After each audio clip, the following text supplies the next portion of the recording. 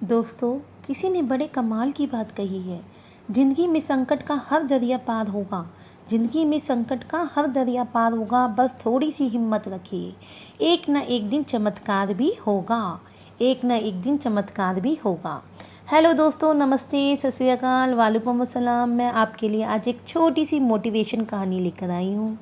ये कहानी एक अमीर सेठ की है जिनके पास बहुत सारा पैसा था।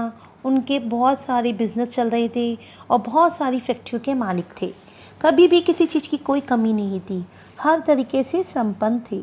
एक दिन अपनी फैक्ट्री का दौरा करके अपने घर लौटे थे। बहुत बड़ा आलीशान बंगला था।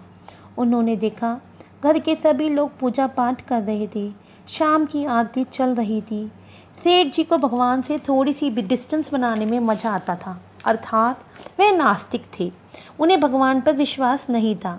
वे भगवान से थोड़ी दूरी ही रहते थे। अपने कमरे में चुपचाप चले गए। जा कर के अपना हिसाब करने लगे, क्या ठीक हुआ, क्या गलत हुआ। नौकर को बुला करके ये कहा, एक कप कॉफ़ी लेकर आओ।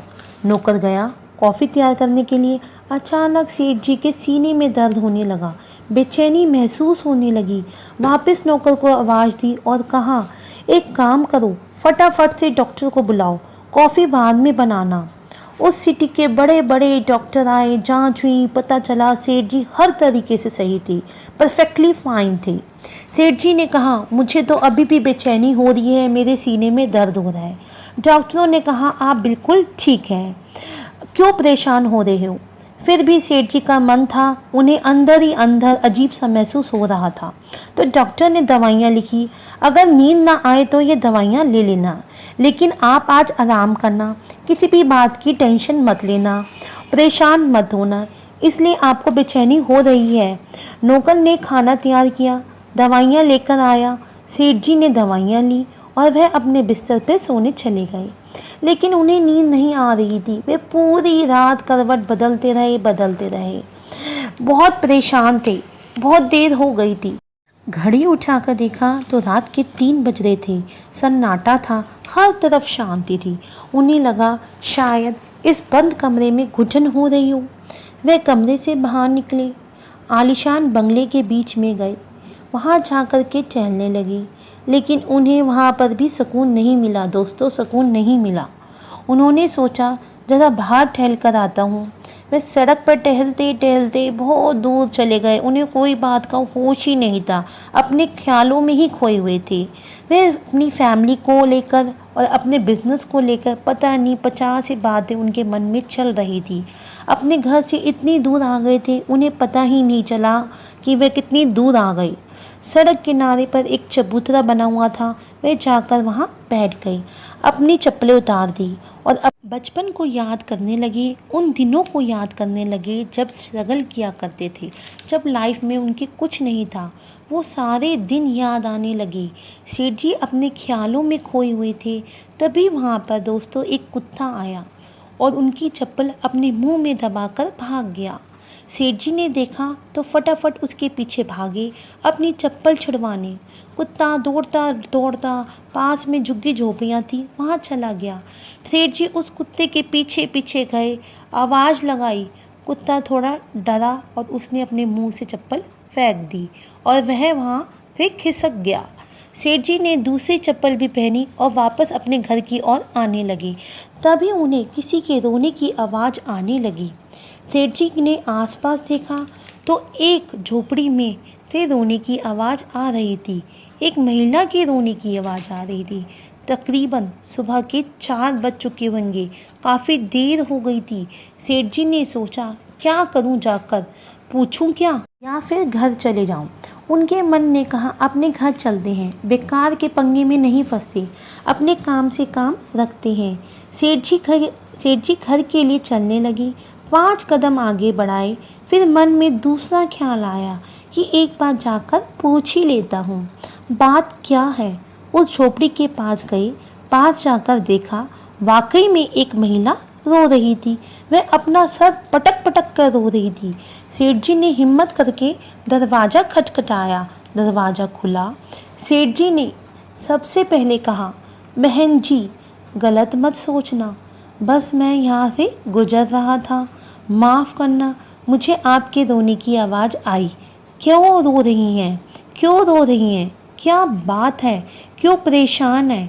उस महिला ने बताया, मेरी 7 साल की बच्ची है सेठ जी, वह ज़मीन पर सोई हुई है, काफ़ी दिनों से बीमार है। डॉक्टर ने कहा है इसके ऑपरेशन के लिए बड़ा खर्चा होगा, लेकिन मुझे कोई पैसे नहीं दे रहा, ना मेरी कोई मदद कर रहा।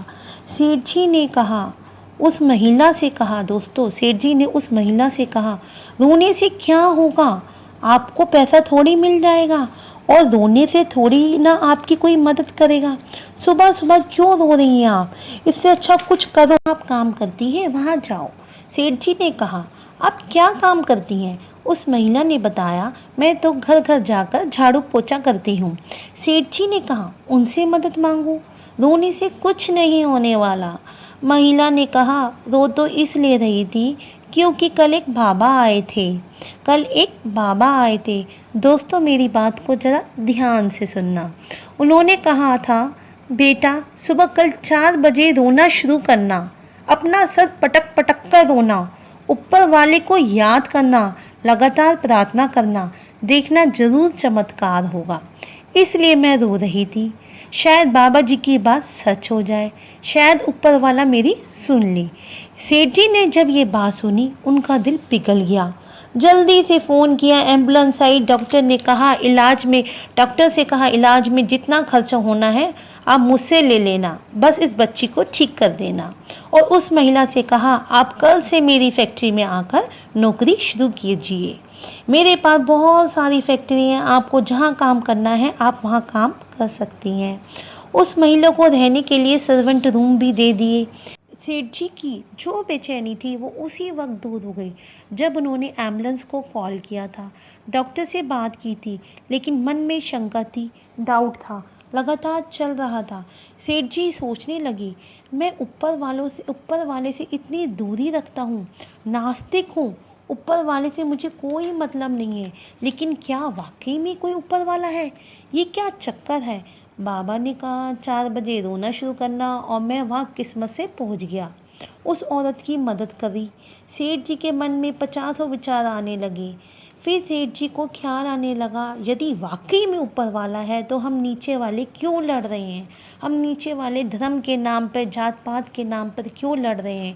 उस महिला से ना तो मैंने जाति पूछी, ना उसने मेरी जाति पूछी। ऊपर वाले ने भी ना हमारी जात पात के बारे में ना ऐसा सोचा, बस उसने मुझे एक जरिया बनाकर वहाँ भेज दिया। सेठ जी को उस दिन से समझ में आ गया, मैंने किसी की मदद की तो मुझे सुकून मिला, अंदर से मेरी बेचैनी ख़त्म हो गई। और ऊपर वाले ने एक धर्म बनाया है जिसे ह्यूमैनिटी कहते हैं, अर्थात मानवता कहते हैं, दोस्तों इंसानियत कहते हैं। ये छोटी सी कहानी दोस्तों, ये छोटी सी कहानी हमें ज़िंदगी में बहुत कुछ सिखाती है। ये छोटी सी कहानी हमें ज़िंदगी में बहुत कुछ सिखाती है। यदि आप भरोसा रखेंगे तो चमत्कार ज़रूर होगा। यदि आप भरोसा रखेंगे तो चमत्कार ज़रूर होगा। और दूसरी बात, यदि आप दूसरों की मदद करेंगे तो ऊपर वाला आपकी मदद ज़रूर करेगा। ऊपर वाला आपकी मदद ज़रूर करेगा। तीसरी सबसे बड़ी बात ये सिखाती है, ज्ञान बांटने से कुछ नहीं होता। ज्ञान बांटने से कुछ नहीं होता, मुस्कान बांटना भी बहुत ज़रूरी है। इसलिए मैं हर कहानी के आखिरी में ये कहती हूँ दोस्तों, इसलिए मैं हर कहानी के आखिरी में ये कहती हूँ, ऊपर वाले के आशीर्वाद के साथ साथ, अपनी मेहनत के साथ साथ, अपने प्यार के साथ साथ कर दिखाओ कुछ ऐसा, कर दिखाओ कुछ ऐसा, दुनिया करना चाहे आपके जैसा। कर दिखाओ कुछ ऐसा, कर दिखाओ कुछ ऐसा, दुनिया करना चाहे आपके जैसा। धन्यवाद।